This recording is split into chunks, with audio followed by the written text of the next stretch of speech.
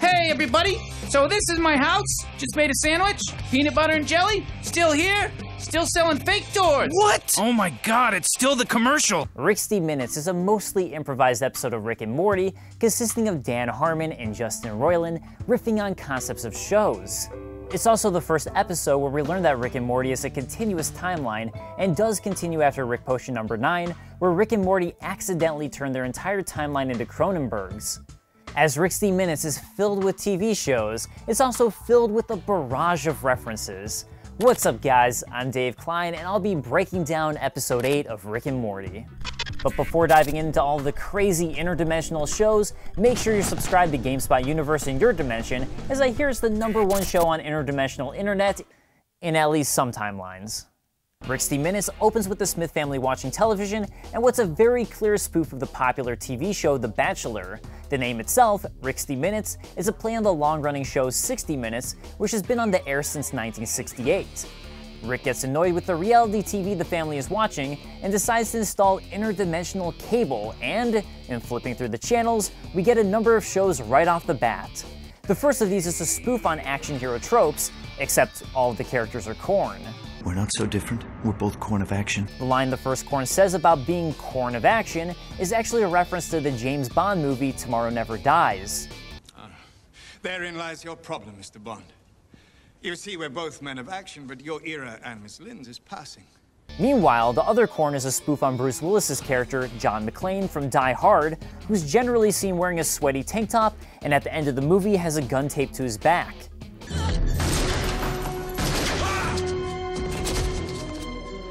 Afterwards, we get to show someone apparently eating shit, and the person who tells them to stop is voiced by the episode's production coordinator, Cindy Nagale. Glenn, this is a court order. It says you can't eat shit anymore. In the commentary, Dan Harmon, Justin Roiland, and Ryan Ridley talk about how much they love this fact. We get a show where elderly people are fighting over antiques, which seems to spoof on Antiques Roadshow, and a teddy bear who poops out and creates spider webs out of his yarn. I'm not sure what that one's supposed to be referencing, and I think it's just meant to be random, but if anyone has any idea, let me know. Most importantly, we get a glimpse of Jerry being interviewed by David Letterman, as it turns out he's famous in an alternate timeline. This leads to Jerry, Summer, and Beth wanting to watch versions of themselves in alternate dimensions, so Rick gives them interdimensional goggles so they can do just that. The episode is split between an A and B story, with most of it taking place with Rick and Morty watching interdimensional cable. The interdimensional cable being mostly improvised shows. The writers pitched show titles, and from there, the rest was improvised based on the title. After the sound was recorded, the artists and animators had pretty much free reign to go at the improvised shows and commercials however they wanted.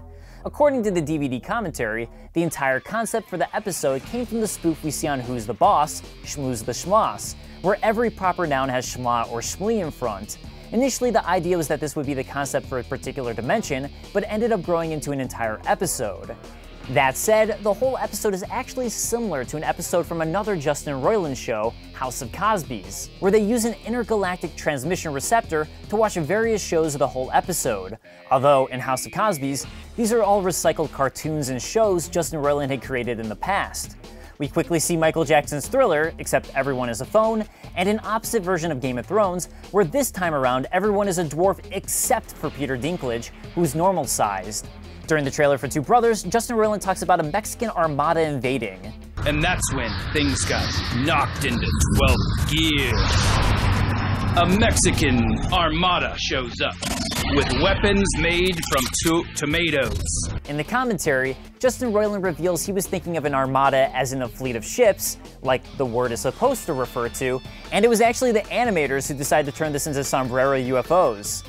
The next show we see, Ball Fondlers, has clear references to the A-Team with similar imagery of helicopters and car chases, as well as a car flip that seems pulled right from the A-Team intro. That said, apparently this is completely different to how Ball Fondlers was first conceptualized. Originally it was a spoof on Teenage Mutant Ninja Turtles, and the name itself comes from a cut aspect where everyone was going to be tied up by rope and have to fondle each other's presumably itchy balls. The team agreed to take this out to make the show seem even more random. A set of TV shows wouldn't be complete without a spoof on SNL. This particular one was improvised by Dan Harmon, and in the alternate reality, Bobby Moynihan is partaking in his 25th season. fun fact, Moynihan and Piece of Toast hate each other. Apparently they've got some real creative differences. Bobby Moynihan was still on SNL when this show was written and aired, and just ended his last season in 2017. In real life, he was on the show for 9 seasons. Gazorpa Zorpfield references the previous episode, as John and Garfield now have an extra pair of arms on their heads. In this particular dimension, Lorenzo Music, who died in 2001, is still alive and voicing Gazorpa Zorpfield. In real life, Lorenzo Music voiced both Garfield and Bill Murray's character in the cartoon The Real Ghostbusters. After he passed away, Bill Murray replaced him as the voice of Garfield for the Garfield movies, making it an odd bit of trivia and to help further explain what Rick tells Morty. So all that happened in this reality too? I don't know. Just making conversation with you, Morty. What do you think, I know everything about everything? In the anti-Trump people propaganda, the man with rainbow suspenders is also seen in Mr. Goldenfold's dream sequence when they're on the plane.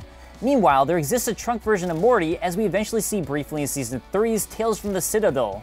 After the Strawberry Smiggles commercial in this episode, the breakfast cereal can be seen being eaten by the Smiths in multiple future episodes, including Big Trouble in Little Sanchez and the Wedding Squanchers. Top Hat Jones himself, the leprechaun in the commercials, is a combination of the Lucky Charms leprechaun and the Trix rabbit, as he also has rabbit ears.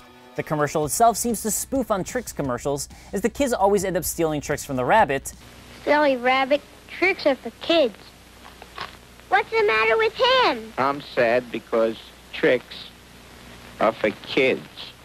Except this time it's in a horrendous way.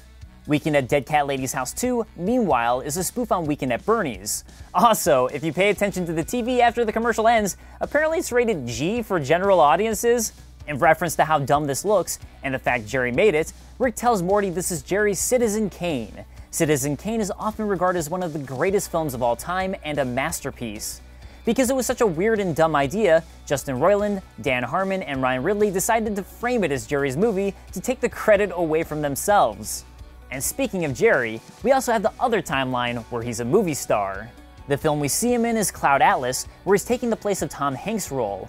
This leads to him, Summer, and Beth taking the interdimensional goggles in order to view their alternate lives from a first-person perspective. Interestingly, Brian Newton, a director on the show, reveals in the commentary that animating first person is actually extremely difficult to do, which is why there's a lot of static shots in this episode.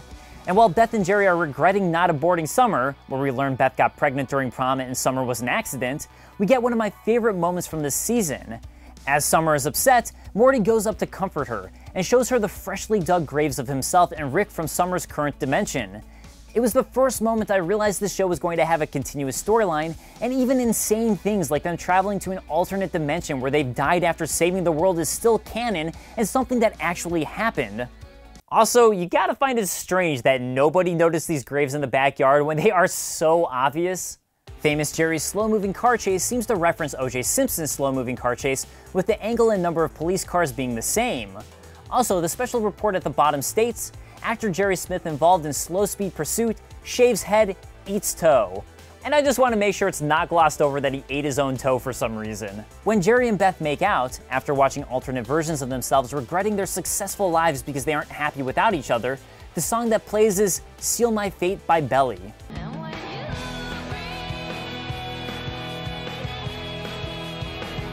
Here's some other things I noticed from this episode.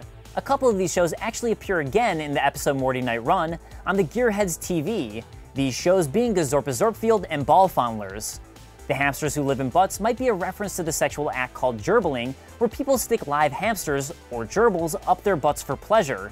I'm honestly not sure if this is a real fetish, or just something the internet made up, which is what it seems like, but there was an entire episode of South Park, The Death Camp of Tolerance, which featured a gerbil, Lemmywinks, as a reference to the fake urban legend about Richard Gere sticking a gerbil up his butt and being taken to the ER for its removal. Either way, we actually see a butt hamster briefly appear in the hospital of Season 2's episode Interdimensional Cable 2. During the commercial for Ants in My Eyes Johnson, despite him wanting prices of what he's selling to be high, just about everything is an incredibly low price, with many items being free. According to Justin Roiland, Dan Harmon, and Ryan Ridley, there were actually several other shows they recorded that didn't make the final cut. One of these was unrelatable Seinfeld.